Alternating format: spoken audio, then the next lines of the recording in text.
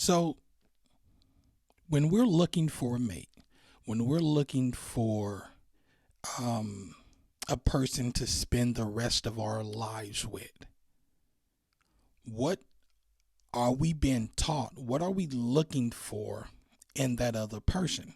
Most of the time, we're looking for extreme vanity, things that doesn't make a difference, things that doesn't tell us that this person is the right person that I'm going to spend the rest of my life with. You understand what I'm saying? We tend to look for us fellas, we tend to look for those smiles, eyes, hips, and thighs, right? Those two firm things sitting on their chest. You get what I'm saying? And for ladies, they tend to look for how tall you are, what kind of car do you drive, what kind of house do you drive, right? What's your favorite color, things like that, right?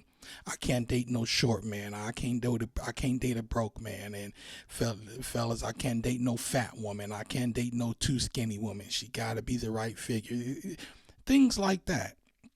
All of that stuff, okay, cool, right? All of that stuff plays some sort of part.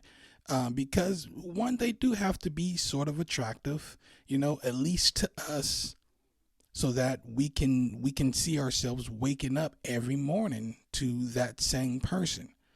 You understand what I'm saying? But when we take all those things and put them forefront, what are the common results in our society? What are the common results we get? Right? We get illegitimate children, children that's growing up with one parent, broken households, right? We get us that made this decision to lay down and to move forward with this person based on vanity, right? Based on things that shouldn't even matter. We get bitterness because now we don't like the results once this person has revealed who they really are to us. You understand what I'm saying? And we've all done it. We've all been there, right? Me, specific example, I've been there. There's a ton of people that's been there. You understand what I'm saying?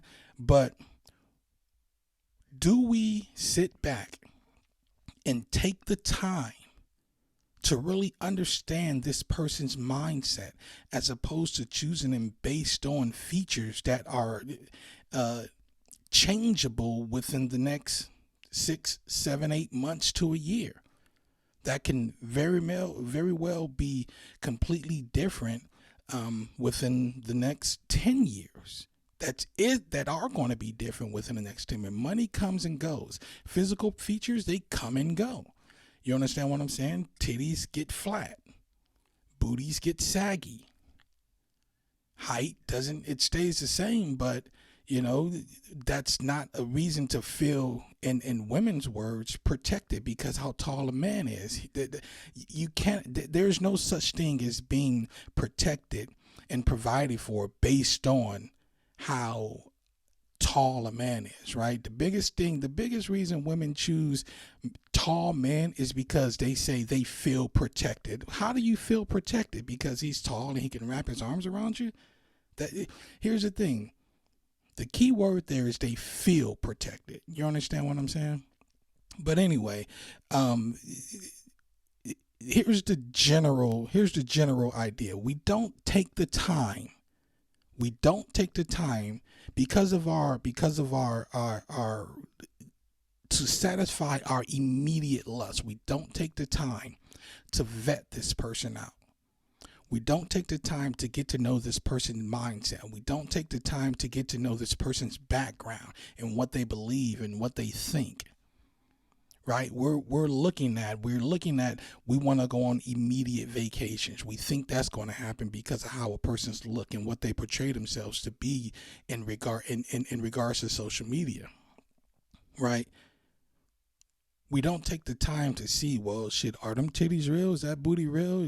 Where'd you go to get that? Did you buy it? Is it built? What is it? You understand what I'm saying? We don't take the time to sit back and understand this person's mindset, what they believe spiritually, what they believe Are their background, where they come from? Did they come from a two-parent household, a single-parent household? Are they toxic? We don't take the time to really understand these things, right? And then, like I said, we get bitterness. We get children growing up with one parent, right? We get broken homes. You understand what I'm saying? Because of our immediate need, our lust. You get what I'm saying? And so when we take how we choose a partner for life into account, and we transfer that into how we choose our God and how we treat our God, well, we do the exact same thing. We're looking for our immediate needs met. We don't take the time to understand the mindset of a God that we're supposed to spend the rest of our lives with. You understand what I'm saying? We're looking at, oh, I need a big house, right? I need money. I need vacations. I need all these material things, right? I need a car. You understand what I'm saying? We take this mindset from choosing a mate and we bring it over to choosing our God based on how can we get our immediate needs met. You understand what I'm saying? And what do we look at when we choose the God, when we choose our God, right? When we choose the God we're going to follow, what are we looking at? We're looking at, quote unquote, social media or people that dresses nice, people that looks nice and looks prosperous and telling you, oh, God did this for me. Right? And so we start lusting after what this person has. And once we obtain it, we say, oh, God did it. Well, here's a news flash, right? One of the principles in the Bible that's taught is that the life of a man is not in the things that he accumulates. You understand what I'm saying? A lot of us, we claim to believe in this concept called God, right?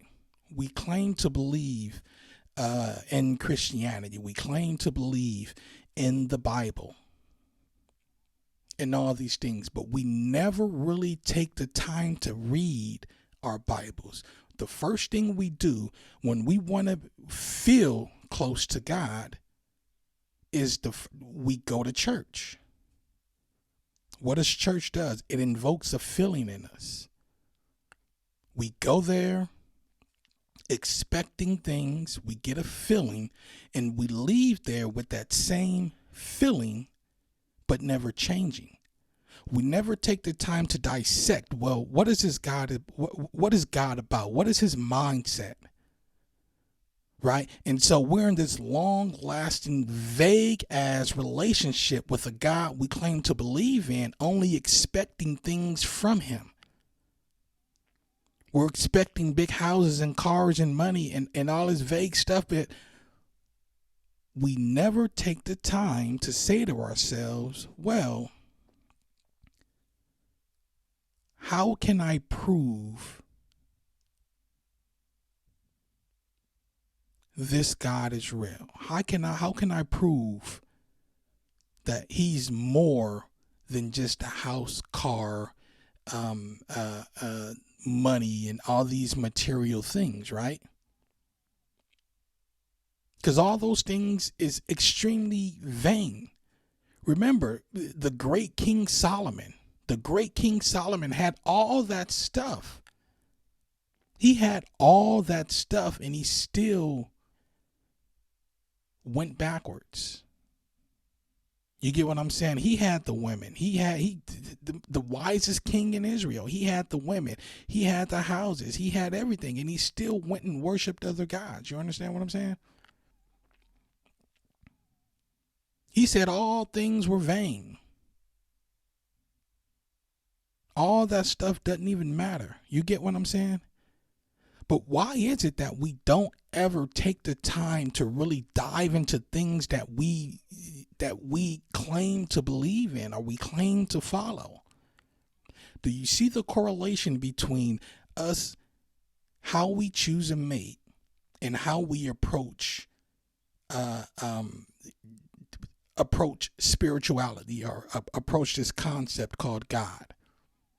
Right? We want God to conform to what we want, just like we want our mates to conform to what we want. We want our mates to provide the things for us that we want. We're extremely selfish when it comes to these type of things. You get what I'm saying? And